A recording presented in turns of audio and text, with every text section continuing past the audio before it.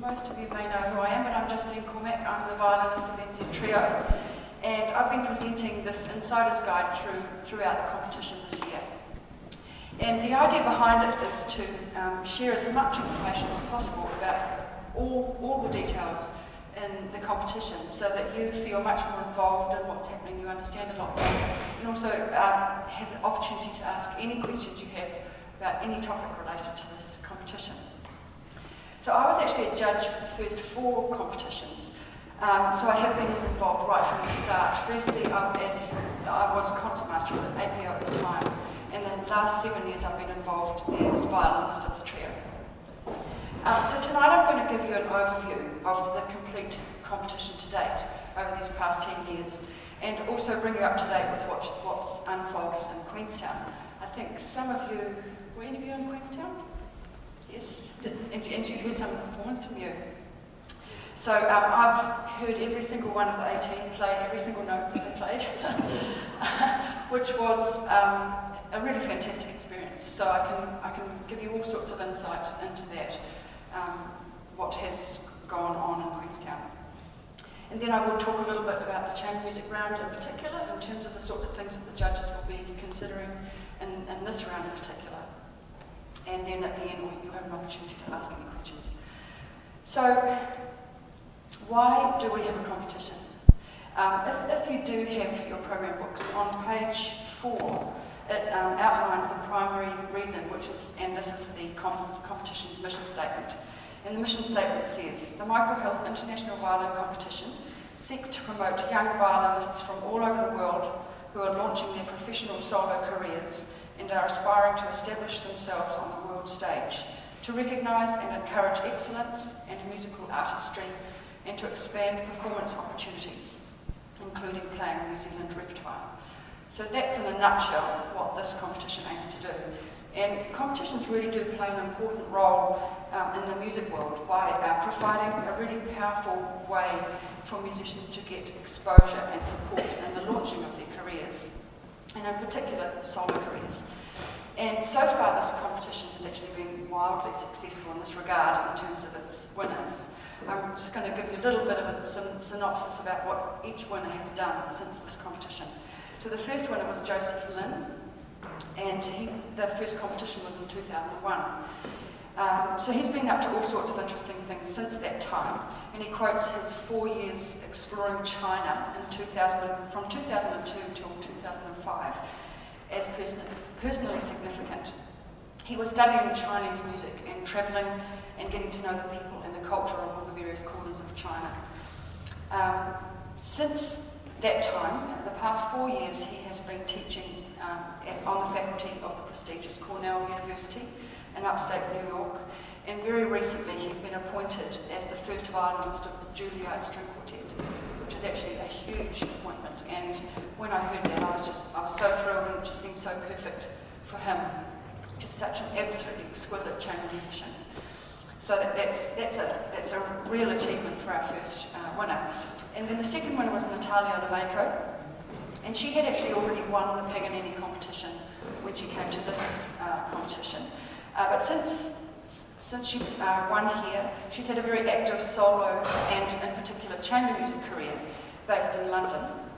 And she's played with many major orchestras, including St. Petersburg Radio Symphony, Tokyo Royal Philharmonic, the Melbourne Symphony, the Royal Philharmonic, and here in New Zealand with the New Zealand Symphony and the Auckland Philharmonia. And she's also performed a lot of chamber music with renowned musicians.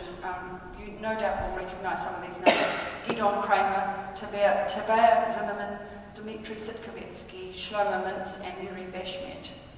And most recently, she's been appointed just this year as Professor of Violin at the Royal College of Music in London, which she'll be starting in September, and that's a real honour. And then Feng Ning, he won the competition in 2005. He had already been a prize winner of the Queen Elizabeth competition in 2001, which is one of the big competitions in the world. And after this competition, he went on to win the Paganini competition in 2006. And he's had an extremely active solo performance career, and has performed with top orchestras in, there's quite a list of countries here: Canada, China, UK, Belgium, France, Italy, Denmark, Japan, Russia, USA, Germany, and he's returned to New Zealand many times to perform with many of the orchestras here. And I've heard him on a number of those occasions. He's such an impressive player. And then 2 competitions ago, Bella Ristrova won, and she went on to win the Young Concert Artists Guild in New York over the new year of 2008 and 2009. And she has currently a very active solo performance career as well, primarily in the States. And the highlights of this year is that she performed the Bach's double concerto with Pinchas Zuckerman and the Orchestra of St. Luke's at the Lincoln Center in New York, that's very impressive, and has had solo appearances with American symphony orchestras and played in a lot of chamber music series throughout the country. She's also just, a year ago, she finished her studies and has a very busy summer festival schedule coming up. And then most recently, Joseph Spacek, who won in 2009. He's here at the moment, and he played an exquisite recital on Friday night down in Queenstown with Sarah Watkins. And he returned here last year for an incredible winners tour. I was listening to quite a lot of actually all of the recordings of the 2 programs that he performed here last year, and they just sound absolutely stunning. Just recently, a month ago, he finished his Masters at Juilliard in New York, and he was studying there with Itzhak Perlman. And his major news is that he's been appointed co-concert master of the Czech Philharmonic.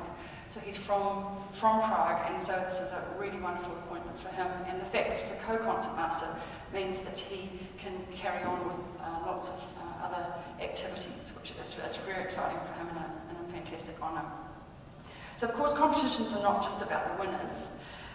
Each competitor really does have the potential to gain a huge amount from competing in competitions. And just simply being selected for this competition is quite an achievement, as this year we had 140 applicants. And the experience of travelling to New Zealand, and all expenses paid of course, from the other side of the world must be quite an experience to remember for these young violinists. And of course competing in a competition like this is hugely valuable career experience, and will help them to, in their development, and will help them prepare for future competitions. Like even our winners have gone on to win further competitions, and of course to help them prepare for their performances in the future as well. One such competitor who didn't progress to our final but went on to some exceptional competition achievements was Ray Chen. I do very much remember him in 2005, but he went on 3 years later to win the Yehudi Menuhin competition in 2008, and the Queen Elizabeth competition in Belgium in 2009, and also the Young Concert Artists Guild in New York in 2009. So I can only imagine that his experience in this competition, he is Australian, was a really wonderful opportunity for him to help build his confidence for future achievements. So this is the 10th anniversary of the competition, and it happens every 2 years, so this means it's the 6th competition this year. And it really has developed greatly over that time. One of the most important and defining characteristics of this competition is that we actively aim to be welcoming and supportive, which can seem like a sort of a contrary thing with the competition, but it really is something that we try very seriously to do, and I think that's been very successful. That each competitor is taken into host families in Queenstown, and we have some host Queenstown people here, and also here in Auckland, and they're taken great care of, and really become part of the family for that time. I think all the competitors really appreciate that support. Of course, it's also an incredibly inspiring competition from the perspective of where it's set. They have just spent close to 10 days in Queenstown. It was absolutely stunning down there. I think when they fly in, they can't believe how gorgeous it is. And many of them talk about how inspiring it is to be in such a wonderful landscape.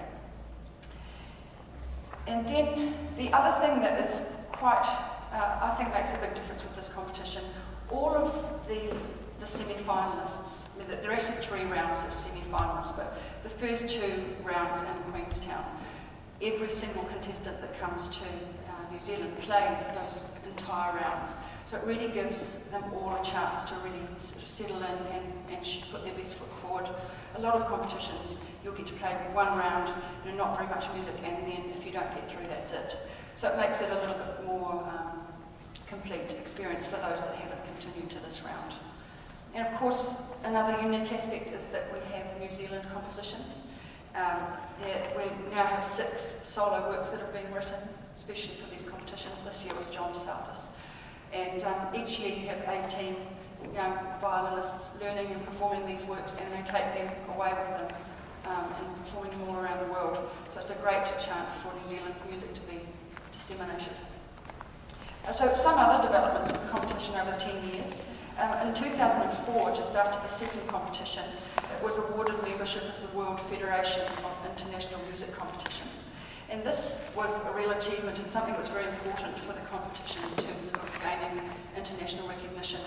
And it was a goal right from the start, so that the competition has been structured in such a way and developed so that it would be eligible for this federation. One of the regulations was that the minimum judge number needed to be 7. So that's one reason that we have 7 judges. And also the makeup of those 7, the majority need to be outside of the host country, and the majority need to be specialists in the instrument. In the first year we didn't have all violinists, but since that first competition it has been 7 violinists. And we'll just have one person representing New Zealand on the panel each time. So this is a good time to talk about the judges. They actually are an incredibly important part of the prestige of the competition, and by their association they really bring credibility to the competition. They also help to spread the knowledge of the competition, and so they play a very active part in the recruitment of competitors. This year's lineup is again extremely impressive. You can read about them on pages 6 to 9 in your program books, which also, if you don't have one, they are out. So do they need to buy them in? They're $10. Yeah, they are $10, but they are full of information. You can really, most of the stuff that I'm covering is actually in the book, so it's a valuable resource for everything you need to know about the competition. So the judges are Michael Doubt, Boris Galitsky, Mark Kaplan, Cholian Lin, Tasman Little, Vesamati Natanen, and Lara St. John, and they really are from all over the world. In regards to how the panel's been put together, and Rhoda, who's sitting over there, who's the director of this competition, plays a big part in choosing these judges, and it's very much to do with a balance of a number of factors. It's important that there's a balance of gender and age as well, and nationality. So try to really cover the globe and also cover the different styles of violin playing. There are different styles in the world, and it's good to have them all represented. And of course, the quality of the professional reputation of the judges is hugely important. So I do want to stress that this very much is an international competition, and it has the recognition now of pretty much being the top 6 or 7 competitions. There isn't a definitive order of such things, but with feedbacks from our judges and who have sat on some of the panels of the big competitions, and also feedback from past competitors and so on, it really is clear that this is a very competitive competition. And the fact that we've had 140 applicants for this competition this year really shows how the word is getting out, and that it is a competition to be seen at and play at, and hopefully win.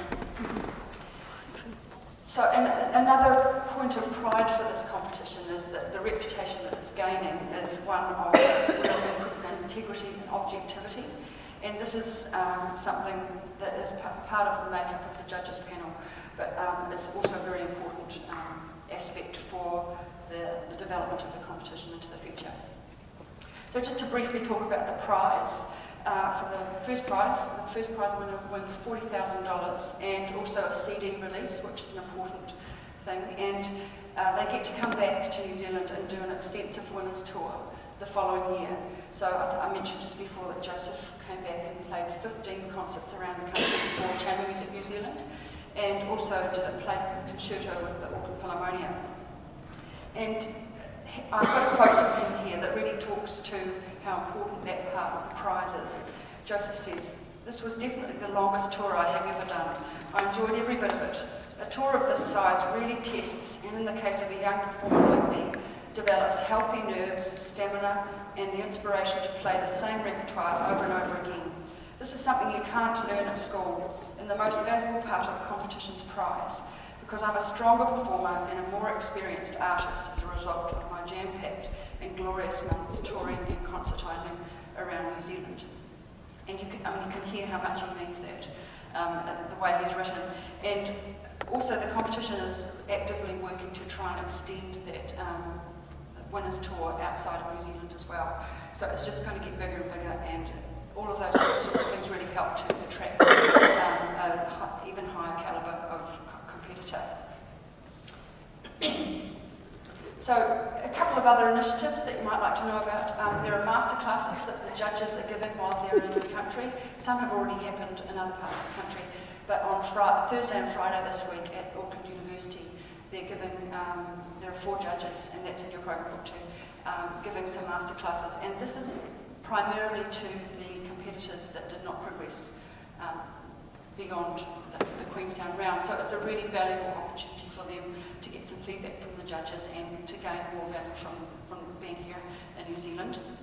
And all of the rounds have been recorded by Radio New Zealand and are on podcasts on their website. So if you're curious to hear any of the competitors, either that you'll hear on stage or that you missed in Queenstown, you can go to Radio New Zealand and listen to those. And you can also go to instantencore.com, and you can see them perform. The videos that have been taken have been put together with the sound from Radio New Zealand, and within 24 hours of every performance, they're uploaded onto instantencore.com. So people have been able to watch this from all around the world, which is, I think, quite an amazing achievement. You can also vote as an audience member. You can actually vote for any single competitor. So the audience favourite may not even be somebody that's in the final. It's most likely that it will be, but that's an interesting part of the competition, that there is actually audience vote, and another reason to go and watch online if you want to. But that's by texting, and the information about that is in the programs as well.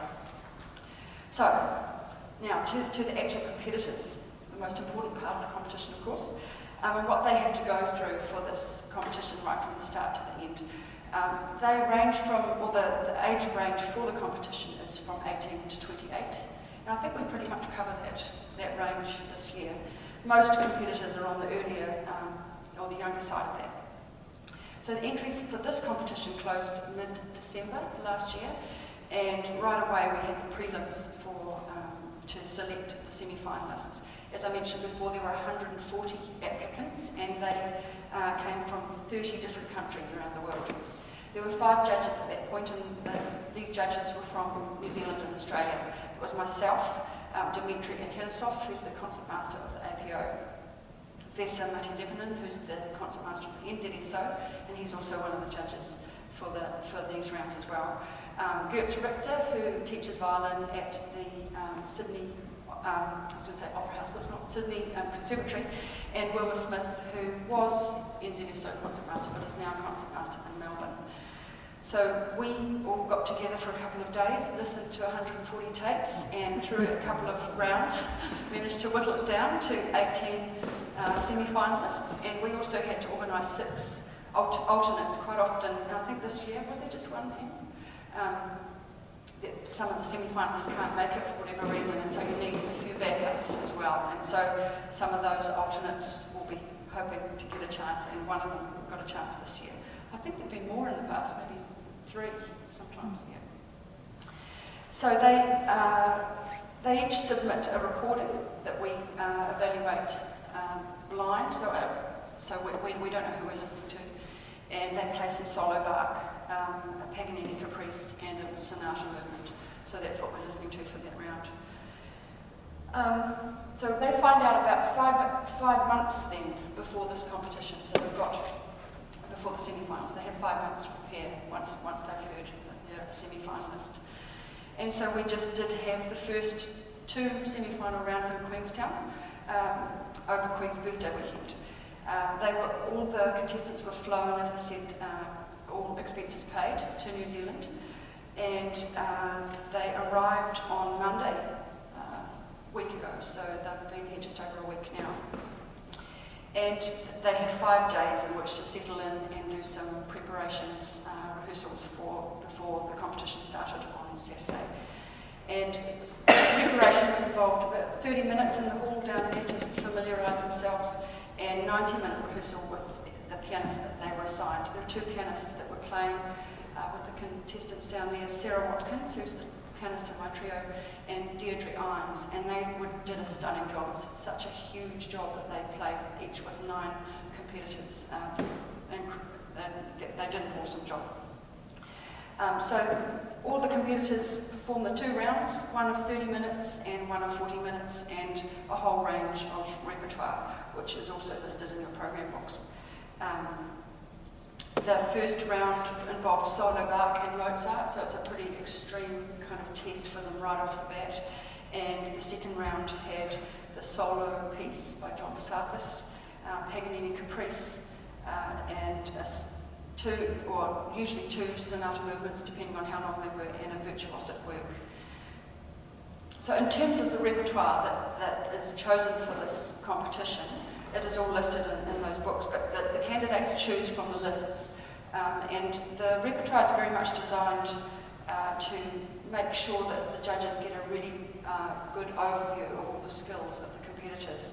So they're going to hear lots of different musical styles, and also the choices of the competitors it's quite a skill for them to really choose the right things to play in terms of really putting their best foot forward, choosing pieces and caprices and so on that really suit them. So at the end of Monday's session, so it's just 2 days ago, that judges voted, and 6 of the 18, and these 6 along the walls here are the competitors that you're going to hear here in Auckland. The voting procedure is outlined in your program book, but fundamentally it requires that for any candidate to progress, they have to have the majority of the judges' votes. It can be quite a convoluted system, but it works really well, and ultimately it means that, as I said, every competitor has a majority of the judges' votes to move forward. So now we come to this round, the chamber music round. And this round was actually added in 2005 for the 3rd competition. We as judges felt that it was pretty brutal to have to chop down from 18 to 3. And by adding this chamber music round, it has meant that we can also get to hear another side of all the competitors. So it cuts back to 6, but we get to see them playing chamber music, which is a very vital skill for any professional violinist these days. And it, of course, allows us to see further into the depth of the skills of each of the competitors. So over the next 2 nights, you'll hear the 6 remaining competitors, and they each choose one piano trio out of 4 that are on the list. It's the Ghost Trio by Beethoven, Dvorak Dumke, the Ravel Trio, or the Schumann Trio. And as it turns out, these 6, of those 6, nobody has chosen to do the Ravel, so we won't get to hear that this year. There are 3 Beethoven trios, 2 Schumann trios, and 1 Dvorak. I think the Dvorak's tomorrow night, and we're getting 2 Beethovens today and a Schumann. So they play with Ashley Brown, who's the cellist in my trio, and Michael Houston, who I'm sure you're all familiar with. And at the end of Thursday night, the judges will vote, and 3 will progress to the finals, which are on Saturday night, and they get to play the concerto that they have nominated to play. So we don't know what concertos we're going to be hearing. It's going to be one of the 6 that are listed, or 3 of the 6 that are listed. They will all get 1 hour's rehearsal with the conductor before they have to rehearse with the APO, and that they have about an hour and a half rehearsal, and then they stand up on stage and do their thing. And at the end of that, the judges will vote, and the order of the top 6, that they are all awarded a prize. So, to look into more detail about what the judges are looking for. Fundamentally, the judges are looking for violinists that really present meaningful performances with technical and musical maturity, and that also display convincing stage presence and engaging personality and charisma. So all of those things are really fundamental. And they also are looking for somebody that will have a clear future in the business. So each of our 5 winners really do show these traits, and they each also, though, have very individual style. And I think that's a testament to this competition, that it has been able to choose such a wide variety of violinists, but that they're all incredibly successful. I've been on the judging panel 4 times, as I mentioned, and I know intimately what it is like to be comparing all of these violinists and their strengths and weaknesses. Clearly, at a competition of this standard, all the semi-finalists have a very high standard. So in sorting them out, it's become very clear to me that it's very much to do with the personal tastes of the judges. And you may be interested to know that the taste of the 7 judges is also incredibly varied. I've always been intrigued by this each time that I've been part of the judging panel. And of course, there's also no discussion between any of the judges at any time. So you don't know what any of the judges are thinking. And even once you've started voting, it's all by secret ballot, so you don't know who thinks what. So it's very intriguing. Well, you can have a chat about it, and to a certain extent you do, but there's very limited time and everybody disappears, so it would be great to have a couple of days to be able to go over it all, because I've heard so much. But there really isn't much time to do that. So it's really clear to me, as I said, that it comes down to taste. It depends on what precise violin sound that somebody really likes to hear, or the types of characterizations, or even stylistic things. Each person has their own idea about how they want to hear the violin played. But all that being said, the voting process really does allow the candidates that are the most favoured to float to the top. So it really does work. To the matter of the judges not discussing, it is actually a very powerful part of the reputation of this competition being apolitical and unbiased, because no judge can wield any more power over any of the others or be more influential. So every judge gets the same weight of vote. So a little bit more detail about what the judges are looking for. Of course, it really does begin as soon as the violinist walks on stage, until they've gone off stage. So it's very much to do with how they present themselves, their manner, their energy, and so everything has to be utterly engaging, both visual and oral. Have the judges been listening to them? I mean, do they just judge on this particular performance? They don't judge it on tonight? Yeah, no, they're judging the whole competition. So when they're judging tonight, they'll still be considering what they heard in Queenstown, and on Saturday night they'll be judging the whole thing. So that's where it's a bit tricky for the audience that turns up and hasn't heard anything before Saturday night, because they have missed a lot of the picture. So they're very much looking at musicianship as well as technique and how those two things fit together.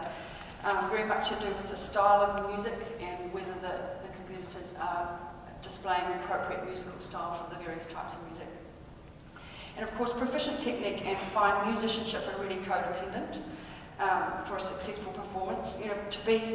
For a performance to be unified and fluent, you have to have the technique to be able to portray the music the way you want to, and vice versa, really. So some of the technical skills, I can very briefly break it down. I can talk for hours about really all the aspects that the judges are considering.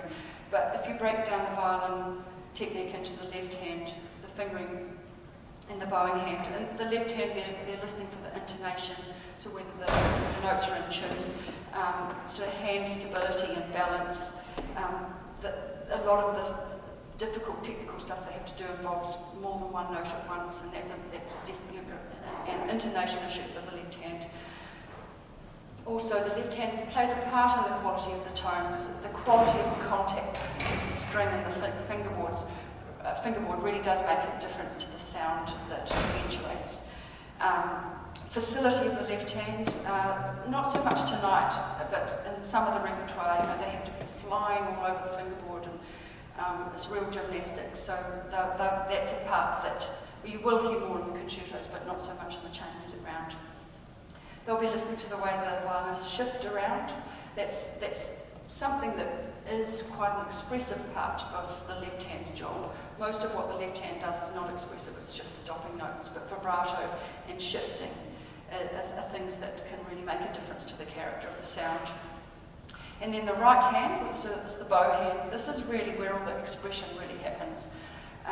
It's the bow that creates the character and the colour and the contrast of dynamics and the articulation. So it really is the quality of the expression and the bow technique. So there's a huge amount that we have seen in Queenstown, the various works that we've been listening to in terms of their bow technique. What else? There are lots of different bowing strokes that we've been observing, and with the bowing technique, it's very much related to the stylistic aspects that the judges will be listening for from the different music from the different periods. So Mozart should have a different sort of character to Brahms, for example, and a lot of that's to do with how the bow's being used. And on the musical front, so that was the technical, but the musical, as I've basically been saying this already, it's very much to do with the style that they're bringing to each piece. And the most important thing really is that we want to hear the individual that is playing, not somebody who's been, told how to play it. It's really somebody who's developed their own voice and so it has a real integrity about what they're expressing. And that is something that really does require musical maturity. So without a doubt, that's one of the things we're looking for. So that pretty much, that's a pretty brief synopsis of the sorts of things that they're looking for. But I'd like to now talk more specifically about this chamber music round and what aspects of performing chamber music, what that will bring to the judges' overall impression for each of these 6 competitors. So a lot of the skills involved are the same, certainly in terms of just the aspect of playing the violin. But what is new here, obviously, is that they're going to be playing with 2 other musicians. We've heard them play with 1 other musician so far, and that's complicated enough, but once you add another person, it becomes substantially more complicated in terms of playing together and having a really unified, being able to give a really unified performance. So a few relevant facts that you might like to know. Michael and Ashley, they have played together, but they don't play together regularly. And they haven't played together in a trio before, I don't think. So it's not that they're used to playing together that much.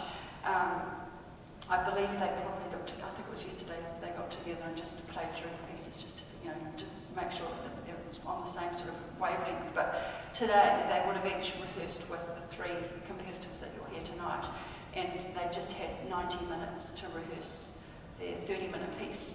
So it pretty much gives them the chance to play through. They'll play through twice probably, because they'll need to stop and have discussions about various aspects of what they're going to do tonight.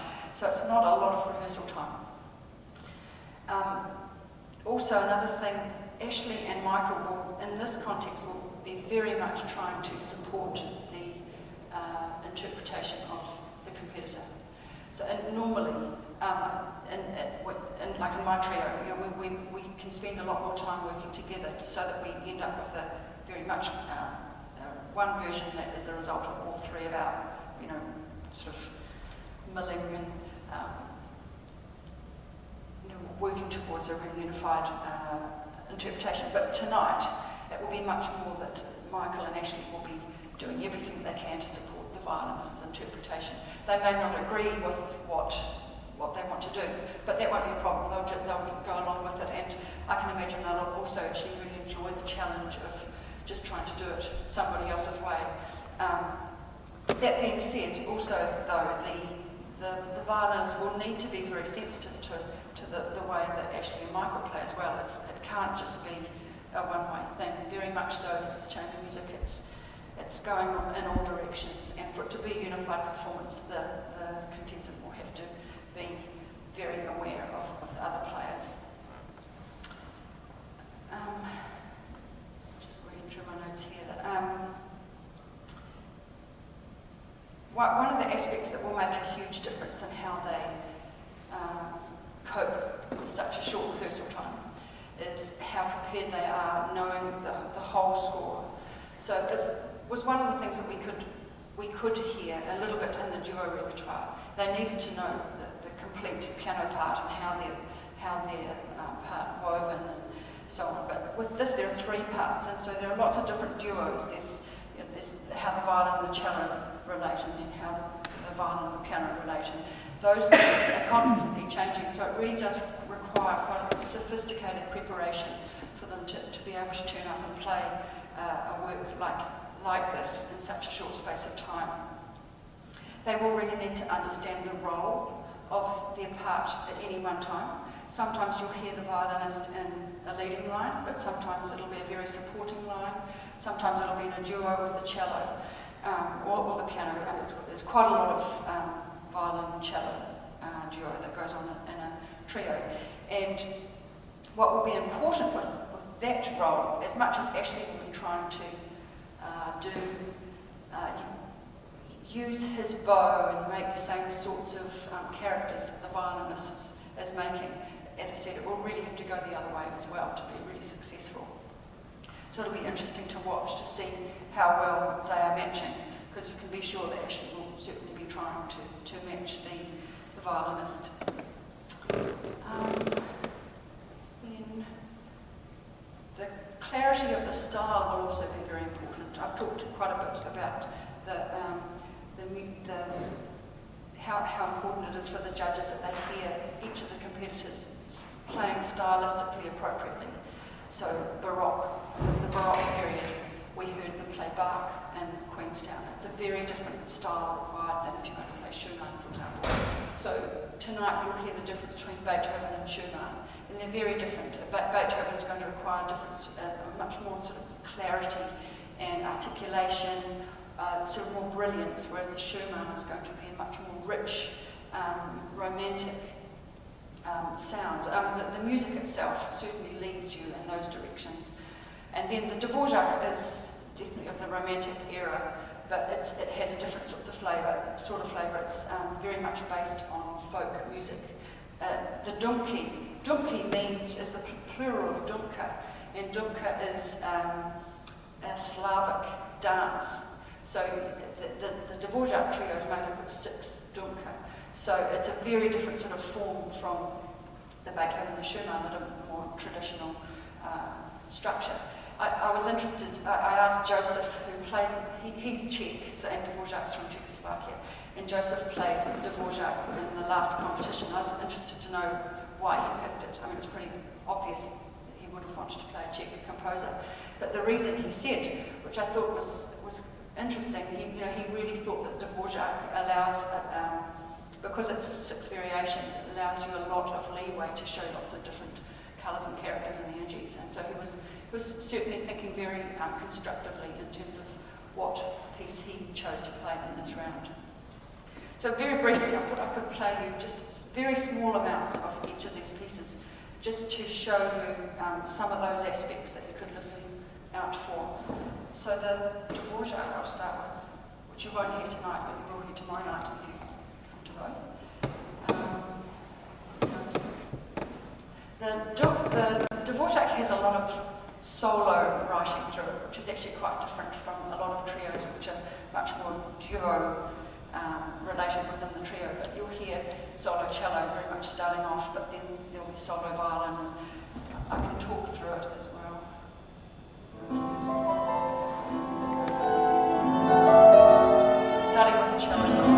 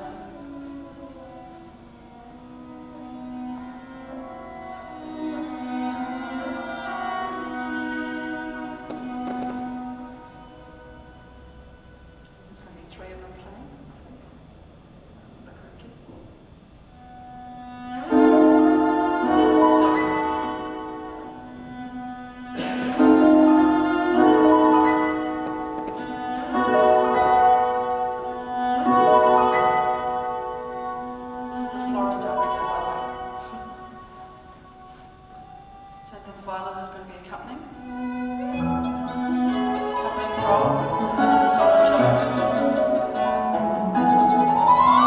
along with the piano. The violin's going to take over.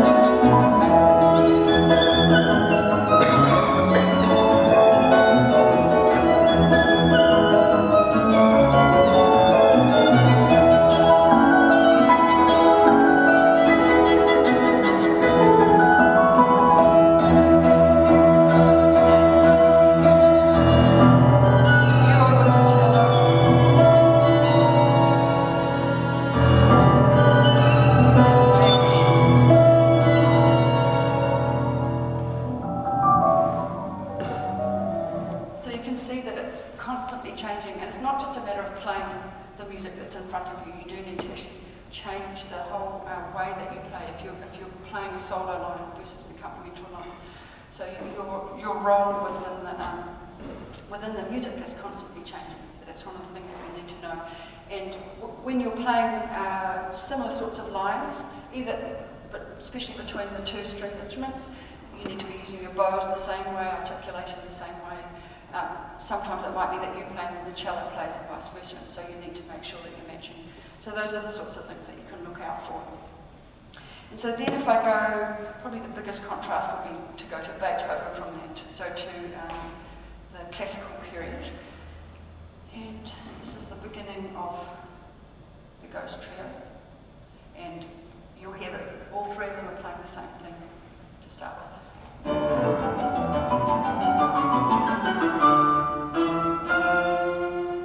Should do that again because it wasn't loud enough. It's supposed to be very dramatic. So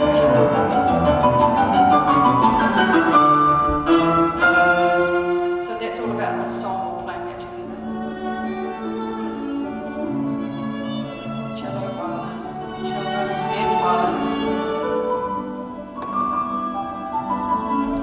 Need to match.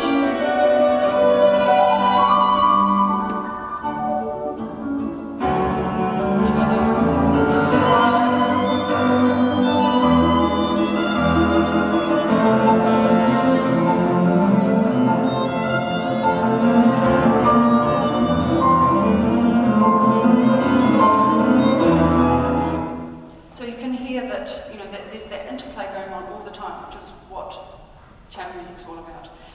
So they will be needing to match their phrasing and their tone and also the pacing.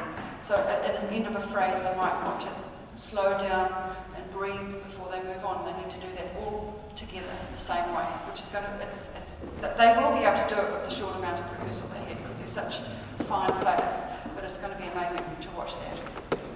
And then finally the Schumann, and you'll hear that this is much more turgid and romantic. This is one of my favourite movements. Piano trio.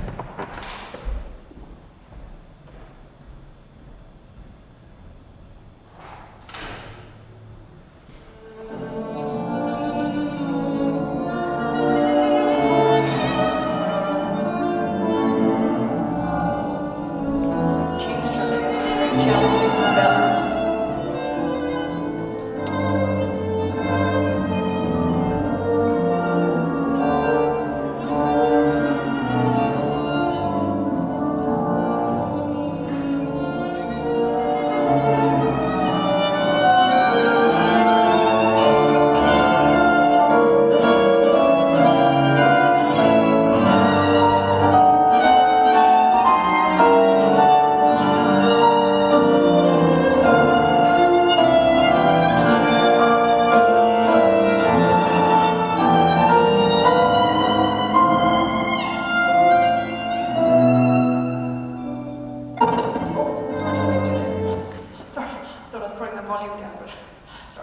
I just love that piece, it's so gorgeous. But the challenges for the Schumann compared to the Beethoven are completely different. They're going to have to use totally different techniques with their bows. You'll probably hear more slide in the left hand, but also the texture is much thicker, so part of the challenge with that work is to make sure that all the bits that you're supposed to hear, you do get to hear. Some of it's supposed to be quite murky, whereas the Beethoven, you generally don't have that problem just with the way that it's written. Everything's clear. So those are all the sorts of things that Joe's going to be looking for. for tonight.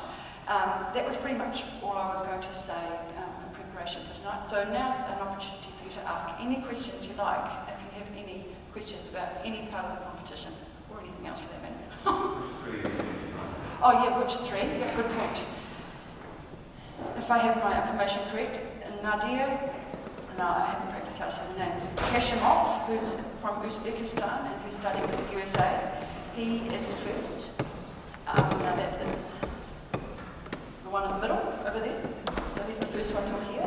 And he's going to play the Beethoven Trio. And here's Mr. Brown turning up to me for an exciting evening of chamber music.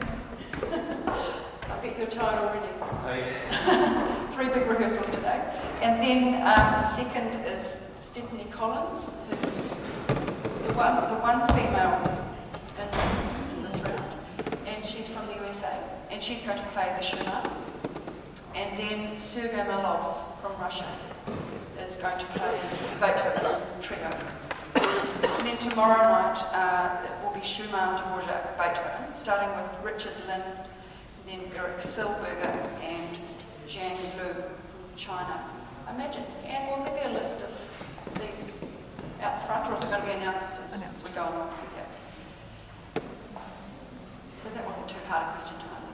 The judges have the music, the script. Sorry? The judges have the actual script book. Yes, they do. Yeah, all the way through the competition. But quite honestly, they don't refer to it a huge amount. It depends really how familiar they are with what it is they're listening to. Some will be more familiar with some works rather than others, but yeah, absolutely. So that is one aspect that is also very important, that each of the competitors really pays respect to the score and what's written in the score and the composer's directions. So that would be something that the judges would be as well. So they need to be individual and bring their own personality, but they also need to balance that with the indications of the composer.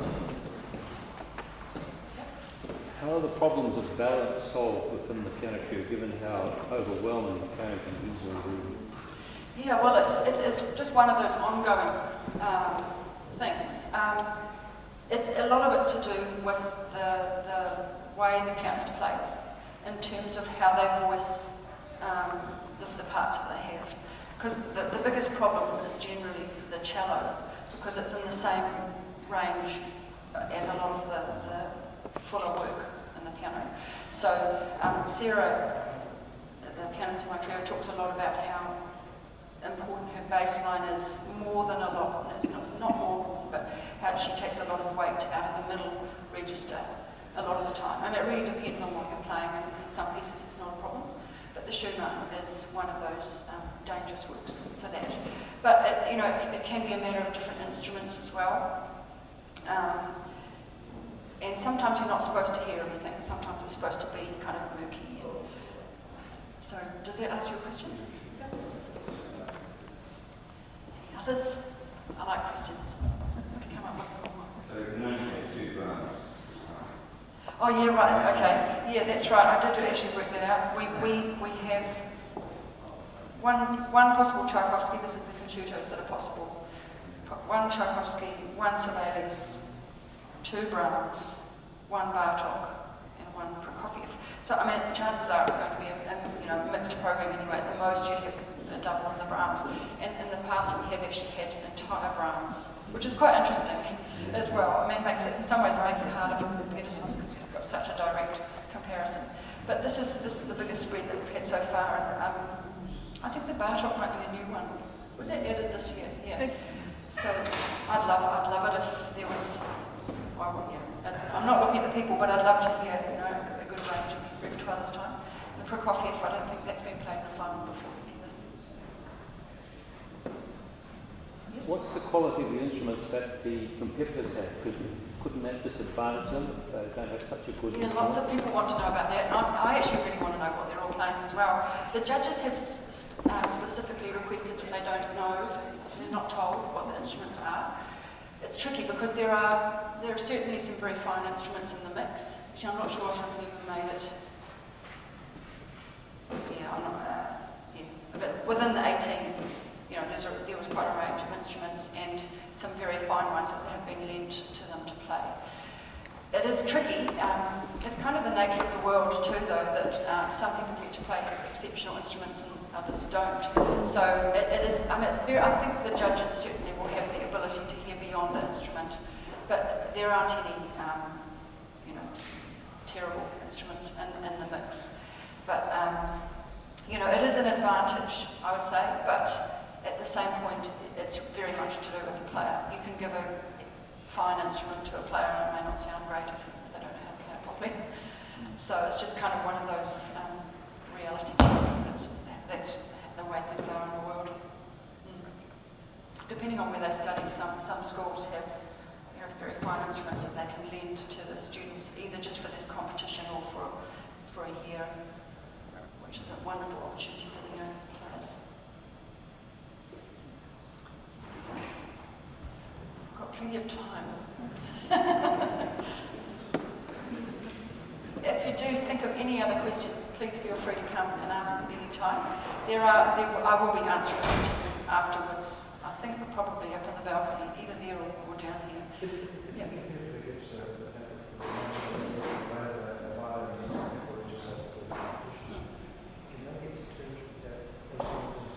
You can actually adjust pretty quickly to an instrument. It depends on what instrument you would have played before, but they're pretty comparable in size.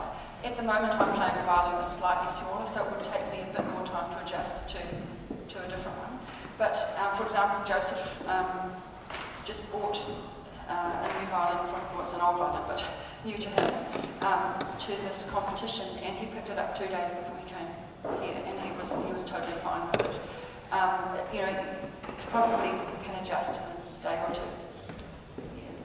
Yeah, but that being said, it does take time for you to really get to know an instrument. And Joseph did say when he was talking to me how there are certain things that he's still working out for that particular instrument, but it's the sort of thing that we probably wouldn't notice. What criteria do you have for choosing the people in the final two? Do they justify you take everybody? You mean from the time that the 140 people? Yeah. How do they apply? I mean, anybody can apply, as long as they fit the 18 to 28, violins. They can all send tapes in. Yeah, I'm pretty sure that's right. And but the standard is getting higher. Well, the top level has been high right from the start, but I think there are just more and more that are in that really competitive level each competition that happens. So the quality of the 18 this year is more consistent, and it was the closest competition yet. I think the judges had a really hard time choosing the 6. Yeah. Choosing 18. Well, yeah, it is. It is. The process for choosing the 18 is not ideal. You have so many, and you can't listen to them, or you can't watch them. I mean, I think that's quite a good part of the competition. It's completely objective because you don't know who you're listening to. Because sometimes you do know people that are in it. Actually, some of the judges, that's a different issue as well, know the competitors here, but the idea is that you've got 7 judges and that you sort of trust them to be able to be objective about their students. The 19th might make it to the final 6. Actually, I don't know. I meant to check that today because I have my notes from the original 140, and I don't know how that will. I must have a look because it is really interesting that I'm sure the order that I had for the top 18 will be completely different now. The game completely changes when you get here. When you get to see them when they're performing live, the taped auditions. Some of them send absolutely live performances from their concerts, but they can re-record. So you expect a certain stability within the recordings. Yes, so the New Zealand prize and the Australian prize, the development prizes, they go to the highest scoring entrants, and he was the highest scoring New Zealand entrant. Yes, there were. Yes, there were at least 3. There could well have been more. Actually, we wouldn't have seen all the 140 names. We're interested in the names of the top 18. In a competition final, how unanimous are the judges? Well, it all depends. I think when Feng Ning won, it was unanimous, but that might be the only time. Not sure. But it really does depend, and really what is required in this competition is that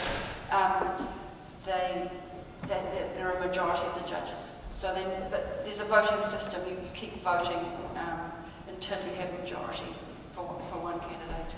So it will get to that point, but they won't necessarily all agree.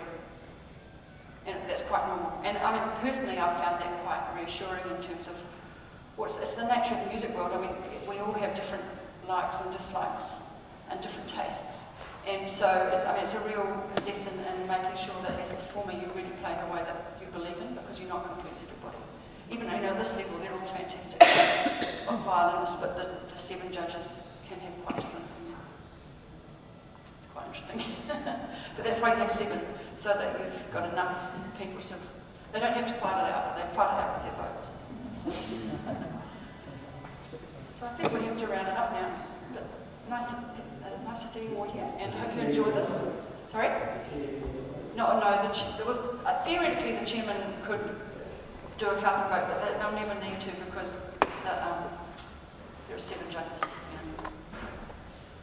So enjoy it. You're in for a treat, and feel free to ask any more questions if you see anyone.